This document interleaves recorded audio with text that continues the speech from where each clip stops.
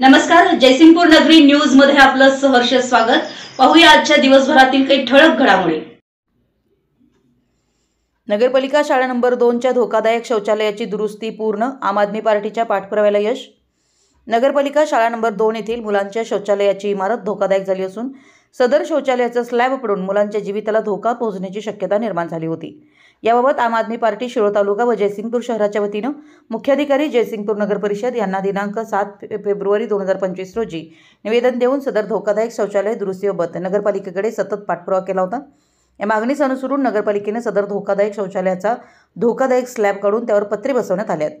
आम आदमी पार्टीच्या वतीनं जिल्हा संघटक सुदर्शन कदम, शहराध्यक्ष सागर मेहतर व जिल्हा कमिटी सदस्य इक्बाल सुधरणे यांनी याकरिता पाठपुरावा केला होता।